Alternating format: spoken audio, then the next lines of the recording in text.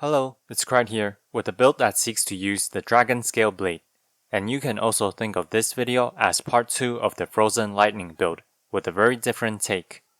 The Dragonscale Blade's main selling point is its buff, which gives you 160 lightning damage and 80 frost damage for 45 seconds. This katana is actually quite short, shorter than even the Uchi katana, so the only redeeming quality is its high AR paired with a frostbite buildup after the buff. As such, this katana is actually really powerful at lower levels, since the buff doesn't scale. But it doesn't mean you can't be using this katana at level 125 or even level 137. Since I've been mostly covering 125 or 150 builds, I'll do 137 this time, but still give you the stats later for 125 and 150. To optimize this build, this is your stat distribution with the samurai, where the extra stat point goes into dexterity. I'm going to be using a vagabond here, which doesn't matter that much. I also suspect more people have vagabond characters to respec into. For level 125, simply decrease your dexterity by 12 points. And for level 150, I don't suggest using this katana anymore as it loses its advantage. If you still want to play this build, you would upgrade your dexterity to 80, and then dump the rest into mind, I guess. Maybe endurance if you want to change something up, like heavier armor. Let me give a quick demonstration on the AR with this stat distribution.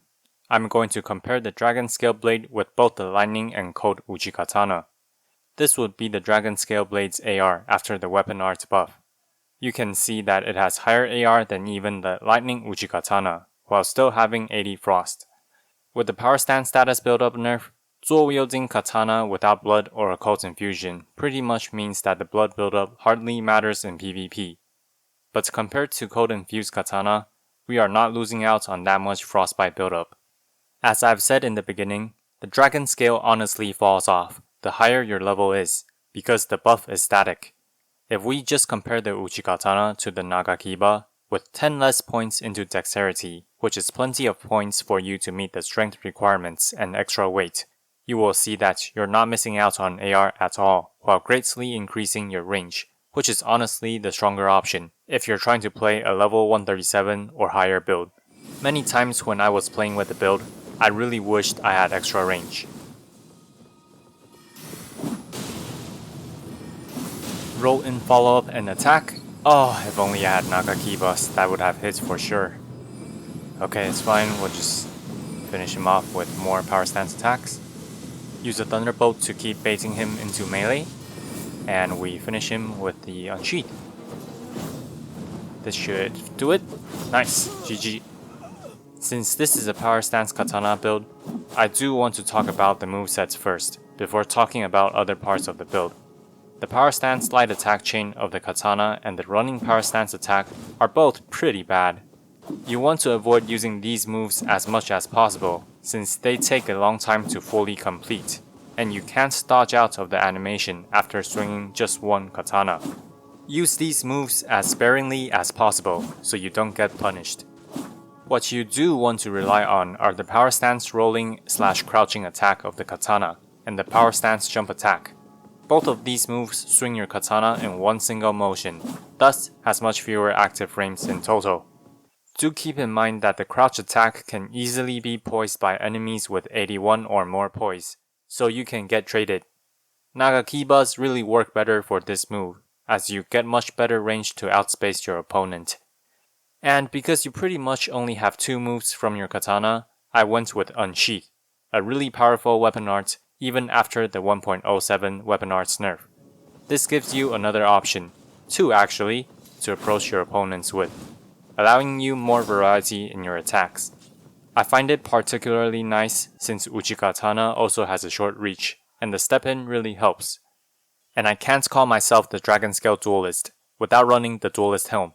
Just run whatever fashion you want to reach over 100 poise without the Great Jars, as we have enough spare points for endurance. Oh yeah, one question you might have about code, if you've watched some of my weapon optimization, is isn't it better to run code with some intelligence investment for maximizing AR? Well, indeed, but you lose out more AR on your Dragonscale Blade than you gain on your Cold Uchi Katana. You're gaining 16 AR on your Code Uchikatana while losing 36 AR on your Dragonscale, with this second distribution that has more intelligence. Even if we do a 2/3 factor for the Uchikatana, because when you unsheath, you only attack with the Uchikatana, the AR loss on the Dragonscale is still not worth it. Furthermore, we should also consider that more dexterity increases our Thunderbolt weapon art damage on our Bloodstained Dagger. Okay, Krite, why the Bloodstained Dagger? Well, if you haven't taken a look at my weapon arts calculation guide, I suggest taking a look at it. Here is a quick refresher on the list of weak keen weapons, which includes all the 1.5 weight daggers and the Misery Cord. So that's why we're using the Bloodstained Dagger. Alternatively, if you do need the extra 0.5 weight, Cestus is your Thunderbolt option that has strong keen. I chose the Bloodstained because the extra 0.5 weight doesn't matter for me, and I figured, if the enemy closes in after a Thunderbolt and I really need to do a quick poke, I'd rather have a one-handed dagger than a fist. One trick with the Thunderbolt you can do is turning around to not face the opponent while you start up the Thunderbolt animation, and then lock on immediately afterwards. It can make the Thunderbolt animation a bit less obvious and potentially trick your opponents. Alright, let's get into some duels.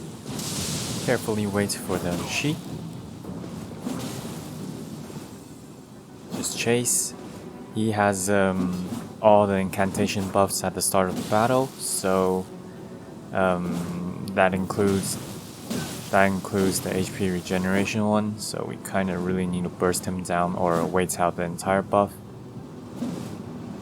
Okay, at least he's still on HP. Let's see if this can just finish this. Nice. Sorcery, we can just dodge everything first. We don't have to get into range, because when you're fighting sorcerers, you either are next to them or at a good distance where you can more easily dodge and react.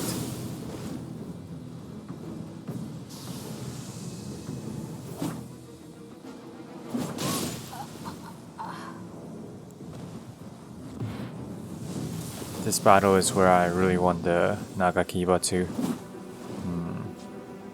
UGS is actually kind of annoying to deal with for me, because you know, you have really short range, and our crouch attack doesn't do enough poise damage. Even if they're pretty much nearly naked, they would still have enough poise because of the hyper armor.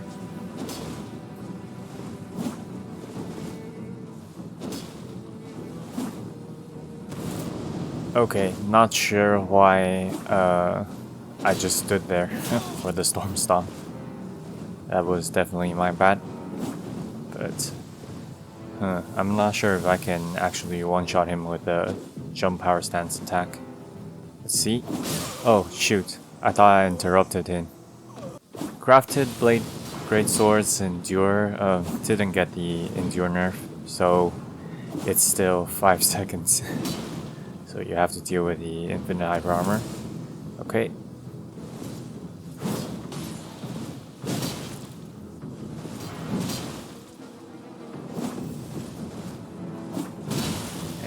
Yeah, oh lord. Really shouldn't trade this. This is the type of matchup where the extra range would really help too, because your crouch attacks will, you know, dodge. At least UGS isn't that fast, so the only problem is if we do trade 1 for 1, I don't think he loses out at all. Oh, that was enough distance. Jump. Our hits are honestly pretty obvious too. Jump attacks are typically very obvious, so I really want to get in with the crouch attack like that. Hopefully finish him off with one more hit. And the turnaround, nice. Sometimes people don't expect your close range thunderbolts. GG. Can't roll? Does that mean he doesn't know how to roll? Or like, he won't roll? Or what? Okay, shouldn't get distracted.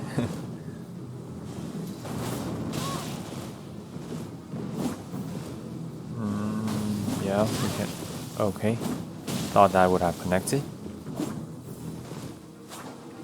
Dodge and attack. Okay. Frostbited him. He's doing quick steps. Let's just wait for our mana. And just punish all the long casts. A lot of incantations aren't really that strong, and Bestial Sling, we can get poked, it's fine. We can just trade well and still win this. GG.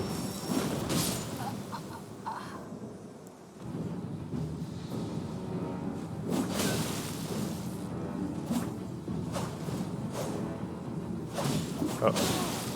Didn't expect that to hit me in the air.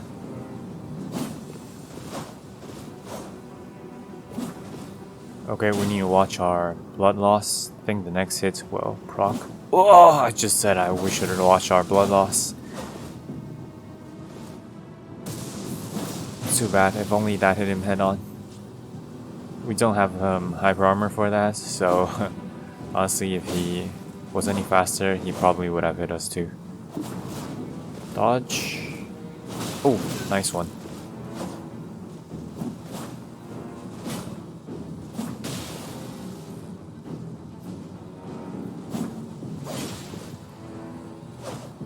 Oh, I forgot about the phantom buildups.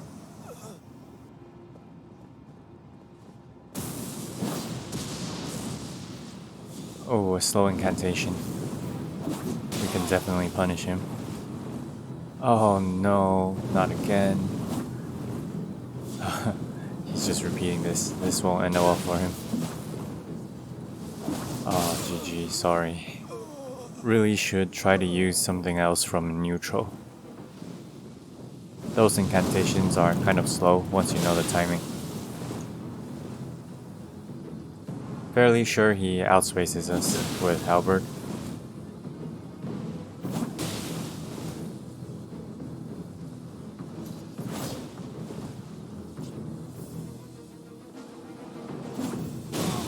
Gotta take care to not get hit by the Flaming Strike as well.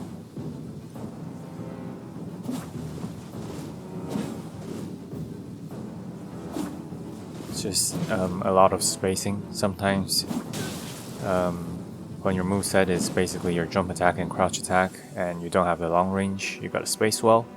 There I know he was too far away, so I could rebuff. GG, that's it guys. Like and subscribe, and if you want to support my channel, please consider buying my book, which will also allow you to request a topic. See you next time.